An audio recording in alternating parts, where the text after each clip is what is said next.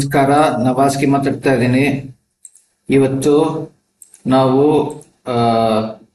Competition ಅಲ್ಲಿ robe Goldberg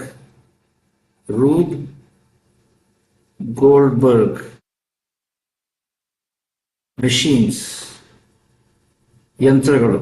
robe Goldberg ಅಂತ ಒಬ್ಬ ಮನುಷ್ಯ ಇದ್ದ ಅಮೆರಿಕಾಲಿ ತುಂಬಾ ವರ್ಷದ ಹಿಂದೆ, 100 ವರ್ಷದ ಹಿಂದೆ.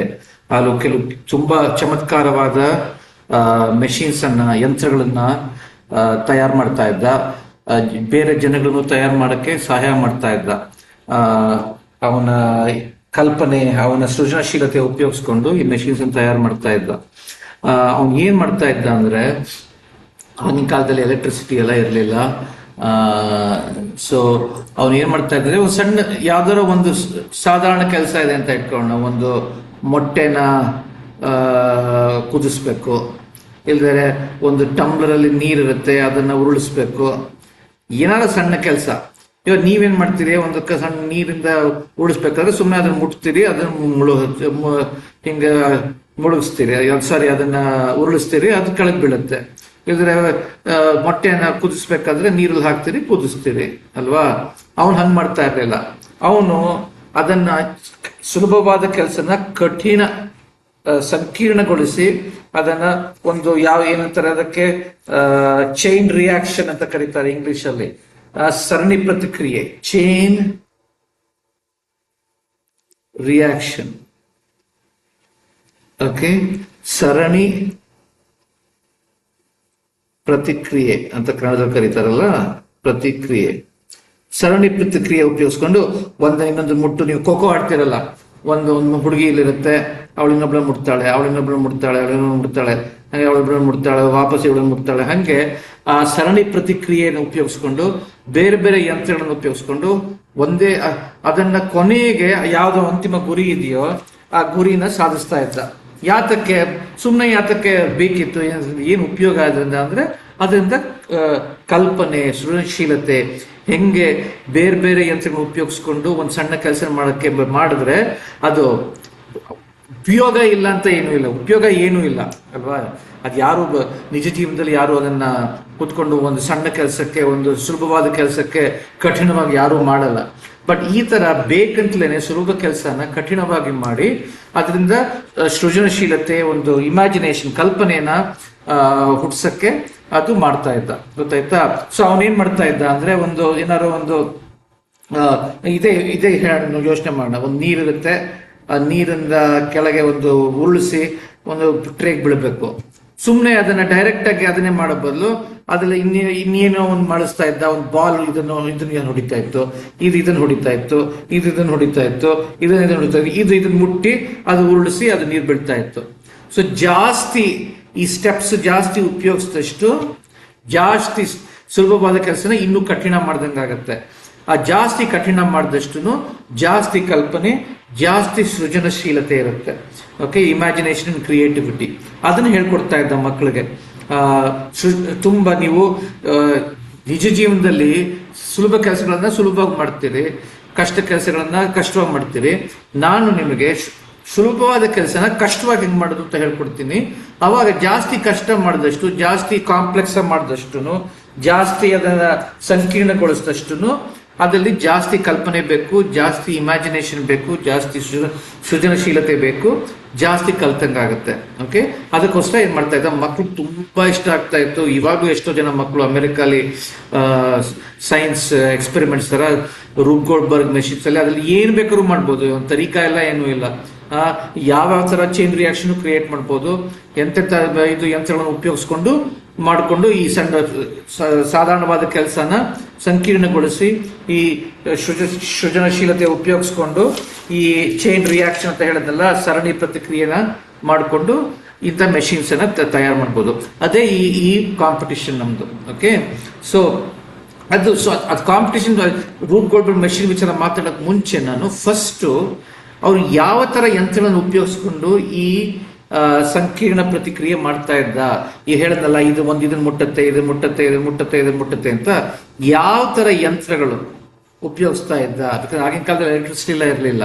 ಓಕೆ, 100 ವರ್ಷದ 150 120 ವರ್ಷದ ಹಿಂದೆ ಯಾವ ತರ ಯಂತ್ರಗಳನ್ನು ಉಪಯೋಗಿಸ್ಕೊಂಡು ಈ ಸಂಕೀರ್ಣ ಪ್ರತಿಕ್ರಿಯೆನ ಮಾಡ್ತಾ ಇದ್ದ ಅಂತ ಅದ್ ವಿಚಾರ ಮಾತಾಡೋಣ. ಓಕೆ, ಸೊ ಫಸ್ಟ್ ಅದ್ ವಿಚಾರ ಮಾತಾಡೋಣ, ಆಮೇಲೆ ಬಂದು ನಾವು ಈ ಹೆಂಗೆ ರೂಪ್ ಗೋಲ್ಡ್ಬರ್ಗ್ ಯಂತ್ರಗಳನ್ನು ಮಾಡೋದು ಅಂತ, ಆ ಸಣ್ಣ ಯಂತ್ರಗಳನ್ನು ಉಪಯೋಗಿಸ್ಕೊಂಡು ಹೆಂಗೆ ರೂಪ್ ಗೋಲ್ಡ್ಬರ್ಗ್ ಯಂತ್ರಗಳನ್ನು ಮಾಡ್ಬೋದು ಅಂತ ಆಮೇಲೆ ಮಾತಾಡೋಣ. ಆಯ್ತಾ, ಸರಿನಾ? ಸೊ ಇವಾಗ ಒಂದ್ ನಿಮಿಷ ಇದೆ, ರೆಕಾರ್ಡ್ ಆಗ್ತಾ ಇದೆ ಅಂತ ನೋಡ್ತೀನಿ. ಒಂದ್ ನಿಮಿಷ, ರೆಕಾರ್ಡ್ ಆಗ್ತಾ ಇರಬೇಕು. ರೆಕಾರ್ಡ್ ಆಗ್ತಾ ಇದೆ, ಕರೆಕ್ಟ್. ಓಕೆ, ಸೊ ಈ ಅವನು ರೂಪ್ ಗೋಲ್ಡ್ಬರ್ಗ್ ಮೆಷಿನ್ಸ್ ತಯಾರು ಮಾಡಕ್ಕೆ ಅದನ್ನ ಯಾವ ಯಂತ್ರನ ಅಳವಡಿಸ್ಕೊಳ್ಬೇಕು ಅದಕ್ಕೆ ಏನ್ ಹೇಳ್ತಾರೆ? ಸಿಂಪಲ್ ಮೆಷಿನ್ಸ್ ಅಂತ ಕರೀತಾರೆ. Simple machines. ಓಕೆ, ಅಂದ್ರೆ ಸರಳ ಯಂತ್ರಗಳು, ಸರಳ ಯಂತ್ರಗಳು, ಸಿಂಪಲ್ ಮೆಷಿನ್ಸ್. ಇವಾಗ ನೀವು ಒಂದು ಸಣ್ಣ ಒಂದು ಸೈಕಲ್ ಮಾಡ್ತೀರಿ ಅಂತ ಇಟ್ಕೋಣ. ಓಕೆ, ಸೈಕಲ್ ಹೊಡಿತೀರಿ, ಸೈಕಲ್ ಓಕೆ, ಪೆಡಲ್ ಮಾಡ್ತೀರಿ. ನೀವು ಎಷ್ಟು ಶ್ರಮೆ ಪಡ್ತೀರೋ ಪ್ರಯತ್ನ, ಅದಕ್ಕೆ ಇನ್ಪುಟ್ ಅಂತ ಕರೀತಾರೆ ಕನ್ನಡದಲ್ಲಿ. ಓಕೆ, ಪ್ರಯತ್ನ. ಓಕೆ, ಸಾರಿ, ಇಂಗ್ಲಿಷ್ ಅಲ್ಲಿ ಇನ್ಪುಟ್. ಎಷ್ಟು ಪ್ರಯತ್ನ ಪಡ್ತೀರೋ ಅಷ್ಟು ಉತ್ಪಾದನೆ ಆಗುತ್ತೆ, ಅಷ್ಟು ಔಟ್ಪುಟ್. ಅದ್ರ ಉತ್ಪತ್ತಿ, ಔಟ್ಪುಟ್, ಉತ್ಪಾದನೆ ಆಗುತ್ತೆ ಅಲ್ವಾ? ನೀವು ಜಾಸ್ತಿ ಪ್ರಯತ್ನ ಪಟ್ರೆ, ಜಾಸ್ತಿ ಶ್ರಮೆ ಪಟ್ರೆ ಆ ಸೈಕಲ್ ಇನ್ನೂ ಫಾಸ್ಟ್ ಆಗಿ ಹೋಗುತ್ತೆ. ಕಡಿಮೆ ಪ್ರಯತ್ನ ಪಟ್ರೆ ಸ್ಲೋ ಆಗಿ ಹೋಗುತ್ತೆ. ನಿಮ್ ಪ್ರಯತ್ನ ಎಷ್ಟೋ ಅಷ್ಟೇ ಉತ್ಪಾದನೆ. ಬಟ್ ಈಗಿನ ಕಾಲದಲ್ಲಿ ಯಾರು ಸೈಕಲ್ ಹೊಡಿತಾರೆ? ಎಲ್ಲರೂ ಕಾರಲ್ಲಿ ಹೋಗ್ತಾರೆ, ಇಲ್ದಿರ ಮೋಟರ್ ಸೈಕಲ್ ಹೋಗ್ತಾರೆ, ಸುವೇಗಲ್ಲಿ ಹೋಗ್ತಾರೆ. ಅದ್ರಲ್ಲಿ ನಮ್ಮ ಪ್ರಯತ್ನ ಏನೂ ಇಲ್ವ, ನಾವು ಸುಮ್ಮನೆ ಕೂತ್ಕೊಳ್ಳೋದು. ಅದೇನೆ ಎಲ್ಲ ಪ್ರಭಾವ. ಸೊ ಲೆವರೇಜ್ ಅಂತ ಕರೀತಾರೆ ಅದಕ್ಕೆ. ಪ್ರಭಾವ ಇಲ್ದಿದ್ರೆ ಸನ್ನೆ ಅಂತಾನು ಕರೀತಾರೆ. ಸನ್ನೆ, ಸರಿ, ಒಂದು ನಿಮಿಷ, ಸನ್ನೆ ಅಂತಾನು ಕರೀತಾರೆ, ಲೆವರೇಜ್ ಅಂತ ಇಂಗ್ಲಿಷ್ ಕರೀತಾರೆ. ಅದು ಏನರ್ಥ ಅಂದ್ರೆ ನಾವು ಪ್ರಯತ್ನ, ಈ ಸೈಕಲ್ ಅಲ್ಲಿ ನಾವೆಷ್ಟು ಪ್ರಯತ್ನ ಮಾಡ್ತೀವೋ ಅಷ್ಟೇ ಉತ್ಪಾದನೆ. ನಾವು ಫಾಸ್ಟ್ ಆಗಿ ಕಷ್ಟಪಟ್ಟು ಶ್ರಮೆ ಪಡ್ಕೊಂಡು ಮಾಡಿದ್ರೆ ಫಾಸ್ಟ್ ಆಗಿ ಹೋಗುತ್ತೆ, ಕಡಿಮೆ ಶ್ರಮೆ ಪಟ್ಟರೆ ಸ್ಲೋ ಆಗಿ ಹೋಗುತ್ತೆ ಅಲ್ವಾ? ವಯಸ್ಸಾದ್ರೂ ಸೈಕಲ್ ಮಾಡಿದ್ರೆ ಸ್ಲೋ ಆಗಿ ಹೋಗುತ್ತೆ, ಸಣ್ಣ ಹುಡುಗರು ಸೈಕಲ್ ಮಾಡಿದ್ರೆ ಫಾಸ್ಟ್ ಆಗಿ ಹೋಗುತ್ತೆ. ಆದ್ರೆ ನಾವು ಕಡಿಮೆ ಪ್ರಯತ್ನ ಪಟ್ಟು ಜಾಸ್ತಿ ಉತ್ಪಾದನೆ ಮಾಡ್ಬೇಕಾದ್ರೆ ಯಾವ್ದಾರ ಒಂದು ಲೆವರೇಜ್ ಇರಬೇಕು, ಒಂದು ಪ್ರಭಾವ ಇರಬೇಕು ಅಲ್ವಾ? ಇವಾಗ ಇದರಲ್ಲಿ ಮೋಟರ್ ಸೈಕಲ್ ಅಲ್ಲಿ ನಾವು ಅದನ್ನ ಆನ್ ಮಾಡಿದ್ರೆ ಅದರಲ್ಲಿ ಪೆಟ್ರೋಲ್ ಉಪಯೋಗಿಸ್ಕೊಂಡು ಅದ್ರ ಪ್ರಭಾವದಿಂದ ನಾವು ಮುಂದಕ್ಕೆ ಹೋಗ್ತೀವಿ. ನಮ್ಮ ಪ್ರಯತ್ನ ಏನೂ ಇಲ್ವೇ ಇಲ್ಲ ಅಲ್ವಾ? ಕೆಲವು ಇದರಲ್ಲಿ ಯಂತ್ರಗಳಲ್ಲಿ ನಮ್ಮ ಪ್ರಯತ್ನ ಏನೂ ಇಲ್ಲ, ಎಲ್ಲ ಪ್ರಭಾವದಿಂದಾನೇ ನಡೀತಾ ಇದೆ. ಓಕೆ, ಆ ಪೆಟ್ರೋಲಿನ ಪ್ರಭಾವ ಇಲ್ದರೆ ಎಲೆಕ್ಟ್ರಿಸಿಟಿ ಪ್ರಭಾವದಿಂದಾನೇ ಆ ಯಂತ್ರ ಮುಂದಕ್ಕೆ ಹೋಗ್ತಾ ಇದೆ. ಓಕೆ, ನಮ್ಮ ಪ್ರಯತ್ನ ಇಲ್ವೇ ಇಲ್ಲ. ಆದ್ರೆ ಕೆಲವು ಸತಿ ಏನಾಗುತ್ತೆ, ನಮ್ಮ ಪ್ರಯತ್ನ ಸ್ವಲ್ಪ ಬೇಕು, ನಮಗೆ ಪ್ರಭಾವನೂ ಸ್ವಲ್ಪ ಬೇಕು. ಸೊ ಹಿಂದಿನ ಕಾಲದಲ್ಲಿ ಎಲೆಕ್ಟ್ರಿಸಿಟಿ ಇರಲಿಲ್ಲ, ಪೆಟ್ರೋಲ್ ಇರಲಿಲ್ಲ, ಅದೆಲ್ಲ ಇರಲಿಲ್ಲ. ಓಕೆ, ಕಾರ್ಗಳಿಗೆಲ್ಲ ಪೆಟ್ರೋಲ್ ಕಾರ್ಗಳಿರಲಿಲ್ಲ, ಎಲೆಕ್ಟ್ರಿಕ್ ಕಾರ್ಗಳಿರಲಿಲ್ಲ, ಎಲೆಕ್ಟ್ರಿಕ್ ಮೆಷಿನ್ಸ್ ಇರಲಿಲ್ಲ. ಸೊ ಅವಾಗ ಸರಳವಾದ ಯಂತ್ರಗಳು, ಮೆಕ್ಯಾನಿಕಲ್ ಯಂತ್ರಗಳು, ಅದಕ್ಕೆ ಎಲೆಕ್ಟ್ರಿಸಿಟಿ ಇಲ್ಲ, ಪೆಟ್ರೋಲ್ ಇಲ್ಲ, ಏನಿಲ್ಲ, ಮೆಕ್ಯಾನಿಕಲ್ ಯಂತ್ರಗಳು ಉಪಯೋಗಿಸ್ಕೊಂಡು ನಾವು ಸ್ವಲ್ಪ ಪ್ರಯತ್ನ ಪಡೋದು, ಅದ್ರ ಜೊತೆ ಪ್ರಭಾವ. ಸೊ ಇವಾಗ ಯೋಚನೆ ಮಾಡೋಣ. ಇವಾಗ ನಾ ಹೇಳ್ತಾ ಇರೋದು, ಬರೀ ಸೈಕಲ್ ಅಲ್ಲಿ ನಾವು ಪ್ರಯತ್ನ ಎಷ್ಟು ಪಡ್ತೀವೋ ಅಷ್ಟೇ ಉತ್ಪಾದನೆ. Okay, so output is equal to input. ಅಂದ್ರೆ ನಾವು ಎಷ್ಟು ಇನ್ಪುಟ್ ಅಷ್ಟು output. Okay, input is equal to output. ಅಂದ್ರೆ ನಾವು ಎಷ್ಟು ಜಾಸ್ತಿ ಪ್ರಯತ್ನ ಪಟ್ರೆ ಜಾಸ್ತಿ ಉತ್ಪಾದನೆ, ಕಡಿಮೆ ಪ್ರಯತ್ನ ಪಟ್ರೆ ಕಡಿಮೆ ಉತ್ಪಾದನೆ. ಕೆಲವು ಇದರಲ್ಲಿ ಈಗಿನ ಕಾಲದಲ್ಲಿ ನಮ್ಮ ಪ್ರಯತ್ನ 0, ಪ್ರಭಾವನೇ ಜಾಸ್ತಿ. ಓಕೆ, ನಾವು ಬಸ್ಸಲ್ಲಿ ಹೋಗ್ತೀವಿ, ನಮ್ದೇನು ಪ್ರಯತ್ನ 0, ಕಾರಲ್ಲಿ ಹೋಗ್ತೀವಿ ಪ್ರಯತ್ನ ಏನು 0, ಮೋಟರ್ ಸೈಕಲ್ ಹೋಗ್ತೀವಿ ಪ್ರಯತ್ನ ಏನು 0. ಬರೀ ಪ್ರಭಾವ, ಎಲೆಕ್ಟ್ರಿಸಿಟಿ ಪ್ರಭಾವ, ಪೆಟ್ರೋಲ್ ಪ್ರಭಾವ. ಸೊ ಉತ್ಪಾದನೆ ಎಲ್ಲ ಬರ್ತಾ ಇರೋದು ಬರೀ ಪ್ರಭಾವದಿಂದ. ಆದ್ರೆ ಕೆಲವು ಸತಿ ಏನಾಗುತ್ತೆ, ನಾವು ಸ್ವಲ್ಪ ಪ್ರಯತ್ನ ಪಡ್ತೀವಿ, ಅದ್ರ ಜೊತೆ ಪ್ರಭಾವ ಸಿಗುತ್ತೆ, ಲೆವರೇಜ್ ಅಂತ ಕನ್ನಡದ ಇಂಗ್ಲಿಷ್ ಇರ್ತಲ್ಲ, ಪ್ರಭಾವ ಸಿಗುತ್ತೆ. ಅದು ಸೇರಿ ಉತ್ಪಾದನೆ ಆಗುತ್ತೆ. ಸ್ವಲ್ಪ ನಾವು ಮಾಡ್ತೀವಿ, ಸ್ವಲ್ಪ ಅದು ಮಾಡುತ್ತೆ. ಗೊತ್ತಾಯ್ತಾ? ಸೊ ಈ ಸಿಂಪಲ್ ಯಂತ್ರಗಳಲ್ಲಿ ನಾನು ತೋರಿಸ್ತೀನಿ ಇವಾಗ. ಕೆಲವು ನಾವು ಪ್ರಯತ್ನ ಪಡ್ತೀವಿ, ಕೆಲವು ಅದ್ರ ಪ್ರಭಾವದಿಂದ ಉತ್ಪಾದನೆ ಜಾಸ್ತಿ ಆಗುತ್ತೆ. ನಮ್ಮ ಪ್ರಯತ್ನ ಸ್ವಲ್ಪ, ಪ್ರಭಾವ ಸ್ವಲ್ಪ, ಉತ್ಪಾದನೆ ಜಾಸ್ತಿ ಆಗುತ್ತೆ. ಸೊ ಇನ್ಪುಟ್ ಇಂತ ಜಾಸ್ತಿ ಔಟ್ಪುಟ್ ಬರುತ್ತೆ. ಯಾಕಂದ್ರೆ ಆ ಪ್ರಭಾವ ಸಿಗುತ್ತೆ. ಆ ಪ್ರಭಾವಕ್ಕೆ ಇಂಗ್ಲಿಷ್ ಅಲ್ಲಿ ಲೆವರೇಜ್ ಅಂತ ಕರೀತಾರೆ. ಓಕೆ, ಸೊ ಇವಾಗ ನಾನು ಒಂದು 7 ಸಿಂಪಲ್ ಮೆಷಿನ್ಸ್ ಹೇಳ್ಕೊಡ್ತೀನಿ. ಅದರಿಂದ ಹೆಂಗೆ ಪ್ರಭಾವ ಬರುತ್ತೆ ಅಂತ ಯೋಚನೆ ಮಾಡೋಣ. ಓಕೆ, ಸೊ ಹಿಂದಿನ ಕಾಲದಲ್ಲಿ ಎಲೆಕ್ಟ್ರಿಸಿಟಿ ಇರಲಿಲ್ಲ, ಪೆಟ್ರೋಲ್ ಇರಲಿಲ್ಲ. ಈ ಸಿಂಪಲ್ ಯಂತ್ರಗಳು ಉಪಯೋಗಿಸ್ಕೊಂಡು ಪ್ರಭಾವ ತರಿಸ್ತಾ ಇದ್ವಿ. ಯಾಕಂದ್ರೆ ಇಲ್ಲದ್ರೆ ಬರೀ ನಾವೇ ಶ್ರಮ ಪಡ್ಬೇಕಾಗತ್ತೆ ಅಲ್ವಾ. ಸೊ ನಾವ್ ಎಷ್ಟು ಶ್ರಮ ಪಡ್ತೀವೋ ಅಷ್ಟೇ ಉತ್ಪಾದನೆ. ಅದಕ್ಕಿಂತ ಜಾಸ್ತಿ ಬರ್ಬೇಕಾದ್ರೆ ಈ ಸಿಂಪಲ್ ಯಂತ್ರಗಳು ಉಪಯೋಗಿಸ್ಕೊಂಡು ಆ ಪ್ರಭಾವ ಬರೆಸ್ಕೊಂಡು ಉತ್ಪಾದನೆ ಜಾಸ್ತಿ ಮಾಡ್ತಾ ಇದ್ವಿ. ಸೊ ಒಂದೊಂದಾಗಿ ಹೇಳ್ಕೊಡ್ತೀನಿ. ಸೊ ಸಿಂಪಲ್ ಮೆಷಿನ್ಸ್ ಹಿಂದಿನ ಕಾಲದಲ್ಲಿ ಇದ್ದಿದ್ದು 7 ತರದ ಮೆಷಿನ್ಸ್. ಒಂದು ಇನ್ಕ್ಲೈನ್ ಪ್ಲೇನ್ ಅಂತ ಕರೀತಾರೆ. Incline plane. ಓಕೆ, ಅದು ಕನ್ನಡದಲ್ಲಿ ಏನು ಅಂತ ಗೊತ್ತಿಲ್ಲ, ಸರಿ ನೋಡೋಣ ಕನ್ನಡದಲ್ಲಿ ಏನು ಅಂತ ತಿಳ್ಕೊಳ್ಳೋಣ. Incline plane, Kannada word for incline plane. ಇಳಿಜಾರದ ವಿಮಾನ, ವಿಮಾನ ಅಂತ ಇದಾರೆ ಅಲ್ಲ, ಇಳಿಜಾರು. Okay, incline plane. ಪ್ಲೇನ್ ಅಂದ್ರೆ ಏರೋಪ್ಲೇನ್ ಅಲ್ಲ. ಓಕೆ, ಅದು ಎರಡನೇದು ಲೆವರ್. ಓಕೆ, ಮೂರನೇದು ಗೇರ್, ನಾಲ್ಕನೇದು ಪುಲ್ಲಿ, ಐದನೇದು ಸ್ಕ್ರೂ, ಆರನೇದು ವೀಲ್ ಅಂಡ್ ಆಕ್ಸಲ್. ಓಕೆ, ಆಮೇಲೆ ಏಳನೇದು ಡಾಮಿನೋಸ್. ಓಕೆ, ಸೊ ಜ್ಞಾಪಕ ಇಟ್ಕೊಡ್ರಿ, ಒಂದೊಂದ ಮಾತಾಡೋಣ. Incline plane, lever, gear, pulley, screw, wheel and axle, dominoes. ಇದೆಲ್ಲ ಸಿಂಪಲ್ ಮೆಷಿನ್ಸ್. ಈ ಸಿಂಪಲ್ ಮೆಷಿನ್ ಇಂದ ಸ್ವಲ್ಪ ಪ್ರಭಾವ ಸಿಗುತ್ತೆ. ನಮ್ಮ ಪ್ರಯತ್ನನೂ ಬೇಕು, ಅದ್ರ ಪ್ರಭಾವನೂ ಸಿಗುತ್ತೆ. ಸೊ ಒಂದೊಂದಾಗಿ ಮಾತಾಡ್ತೀವಿ. ಸೊ ನಾ ಹೇಳಿದ್ನಲ್ಲ, ಇವಾಗ ಒಂದು ಬಾಲ್ ಇದೆ. ಆ ಬಾಲ್ ಅನ್ನು ನಾವು ತಳ್ಳಿದ್ವಿ. ನಾವು ಇದರಲ್ಲಿ ನಾವು ತಳ್ಳಿದ್ರೆ ಅದು ಹೋಗುತ್ತೆ ಅಲ್ವಾ. ಅದು ನಾವು ಎಷ್ಟೆಷ್ಟು ಪ್ರಯತ್ನ ಪಡ್ತೀವೋ ಅಷ್ಟೇ ಉತ್ಪಾದನೆ. Input is equal to output. ಇದರಲ್ಲಿ ಯಾವ ಸಿಂಪಲ್ ಯಂತ್ರನೂ ಇಲ್ಲ. ಸೊ ಮೊದಲೇ ಸಿಂಪಲ್ ಯಂತ್ರದಿಂದ ಹೆಂಗೆ ಪ್ರಭಾವ ಸಿಗುತ್ತೆ ಅಂತ ಮಾತಾಡೋಣ. Incline plane. ಸೊ ನಾವು ಬಾಲ್ ಅನ್ನ ಸುಮ್ಮನೆ ಸ್ಟ್ರೇಟ್ ಗ್ರೌಂಡ್ ಅಲ್ಲಿ, ಫ್ಲಾಟ್ ಗ್ರೌಂಡ್ ಅಲ್ಲಿ ಕಳಿಸಿದ್ರೆ ಅದರ ಪ್ರಭಾವ ಏನೂ ಇಲ್ಲ. ನಮ್ಮ ಎಷ್ಟು ಪ್ರಯತ್ನ ಇದೆಯೋ ಅಷ್ಟೇ ಉತ್ಪಾದನೆ. ಬಟ್ ಅದೇ ಬಾಲ್ ಅನ್ನ ನಾವು ಒಂದು ಇನ್ಕ್ಲೈನ್ ಪ್ಲೇನ್ ಅಲ್ಲಿ ಕಳಿಸಿದ್ರೆ, ತಳ್ಳಿದ್ರೆ, ಅವಾಗ ಏನಾಗತ್ತೆ? ಅವಾಗ ಗುರುತ್ವಾಕರ್ಷಣೆ ಇದೆಯಲ್ಲ, ಗ್ರಾವಿಟಿ ನಮ್ಗೆ ಸಹಾಯ ಕೊಡುತ್ತೆ ಅಲ್ವಾ. ಆ ಬಾಲು ನಾವು ತಳ್ಳಬೇಕು. ಓಕೆ, ತುಂಬಾ ಇನ್ಕ್ಲಿನೇಷನ್ ಇದ್ರೆ ತಳ್ಳದೇ ಹೋಗಿಲ್ಲ, ಬರೀ ಗ್ರಾವಿಟಿಯಲ್ಲೇ ಬಂದ್ಬಿಡುತ್ತೆ. ಬಟ್ ಸ್ವಲ್ಪ ಇನ್ಕ್ಲಿನೇಷನ್ ಇದ್ರೆ, ಹಿಂಗಿದ್ರೆ ಅವಾಗ ನಾವು ತಳ್ಳೋದು. ಓಕೆ, ನಾವು ಪ್ರಯತ್ನ ಪಡಬೇಕು. ಆದರೆ ಗುರುತ್ವಾಕರ್ಷಣೆ ಪ್ರಭಾವದಿಂದ ಅದು ಇನ್ನೂ ಫಾಸ್ಟ್ ಆಗಿ ಹೋಗುತ್ತೆ. ಸೊ ಈ ಫ್ಲಾಟ್ ಗ್ರೌಂಡ್ ಅಲ್ಲಿ ನಮ್ಮ ಪ್ರಯತ್ನ ಎಷ್ಟೋ ಅಷ್ಟೇ ಉತ್ಪಾದನೆ. Output equal to input. ಆದರೆ ಇನ್ಕ್ಲೈನ್ ಪ್ಲೇನ್ ಅದೇ ಬಾಲ್ ಅನ್ನು ತಳ್ಳಿದ್ರೆ ನಮ್ಮ ಪ್ರಯತ್ನ ಸ್ವಲ್ಪ ಇದ್ರೆ ಅದ್ರ ಜೊತೆ ಪ್ರಭಾವನೂ ಸ್ವಲ್ಪ ಇರುತ್ತೆ. ಸೊ ಅದಕ್ಕೆ ಉತ್ಪಾದನೆ ಎರಡು ಸೇರಿ, ಸೊ ಉತ್ಪಾದನೆ ನಮ್ಮ ಪ್ರಯತ್ನಕ್ಕಿಂತ ಜಾಸ್ತಿ ಇರುತ್ತೆ. ಯಾಕಂದ್ರೆ ಪ್ರಭಾವ ಸಿಗತ್ತೆ, ಗುರುತ್ವಾಕರ್ಷಣೆ ಪ್ರಭಾವ ಸಿಗತ್ತೆ. ಅಂದ್ರೆ ಇವಾಗ ನಾವು ಸ್ವಲ್ಪ ಇನ್ಕ್ಲೈನ್ ಪ್ಲೇನ್ ಉಪಯೋಗಿಸಿದ್ರೆ ಪ್ರಭಾವ ಅಷ್ಟು ಸಿಗಲ್ಲ. ಇನ್ನೂ ಜಾಸ್ತಿ ಸಿಕ್ಕಿದ್ರೆ ಪ್ರಭಾವ ಜಾಸ್ತಿ ಸಿಗುತ್ತೆ. ಗೊತ್ತಾಯ್ತಲ್ವಾ. ಸೊ ಇನ್ಕ್ಲಿನೇಷನ್ ಜಾಸ್ತಿ ಮಾಡಿದಷ್ಟು, ಆಂಗಲ್ ಜಾಸ್ತಿ ಮಾಡಿದಷ್ಟು, ಇದು ಆಂಗಲ್ 10 ಡಿಗ್ರೀಸ್ ಅಂತ ಇಟ್ಕೊಳ್ಳೋಣ, ಇದು 30 ಡಿಗ್ರೀಸ್ ಅಂತ ಇಟ್ಕೊಳ್ಳೋಣ, 60 ಡಿಗ್ರೀಸ್ ಅಂತ ಇಟ್ಕೊಳ್ಳೋಣ, 80 ಡಿಗ್ರೀಸ್ ಅಂತ ಇಟ್ಕೊಳ್ಳೋಣ. ಜಾಸ್ತಿ ಇನ್ಕ್ಲಿನೇಷನ್ ಇದ್ದಷ್ಟು, ಅದ ಇಳಿಜಾರಿದ್ದಷ್ಟು ನಮಗೆ ಜಾಸ್ತಿ ಪ್ರಭಾವ ಸಿಗುತ್ತೆ. ಗೊತ್ತಾಯ್ತಾ.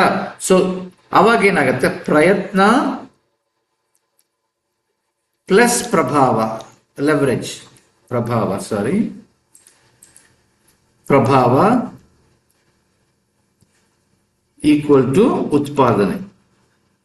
ಓಕೆ, ಉತ್ಪಾದನೆ ಅಂದ್ರೆ ನಾವು ಸ್ವಲ್ಪ ಪ್ರಯತ್ನ ಪಡೋದು, ಬಟ್ ಪ್ರಭಾವ ಸಿಗುತ್ತೆ. ಈ ಸ್ಮಾಲ್ ಇನ್ಕ್ಲಿನೇಷನ್ ಅಲ್ಲಿ ಪ್ರಭಾವ ಕಡಿಮೆ, ಸ್ವಲ್ಪ ಜಾಸ್ತಿ ಆಂಗಲ್ ಇನ್ಕ್ರೀಸ್ ಮಾಡಿದಷ್ಟು ಪ್ರಭಾವ ಜಾಸ್ತಿ. ಗೊತ್ತಾಯ್ತಾ. ಸೊ ಮೊದಲೇ ಪ್ರಭಾವ ಇನ್ಕ್ಲೈನ್ ಪ್ಲೇನ್ ಸಿಗುತ್ತೆ. ಅದೇ ಮೊದಲೇ ಸಿಂಪಲ್ ಯಂತ್ರ. ಅದ್ರಲ್ಲಿ ಯಾವ್ದ್ರಿಂದ ಪ್ರಭಾವ ಸಿಗ್ತಾ ಇರೋದು? ಗುರುತ್ವಾಕರ್ಷಣೆಯಿಂದ, ಗ್ರಾವಿಟಿಯಿಂದ. ಗೊತ್ತಾಯ್ತಾ.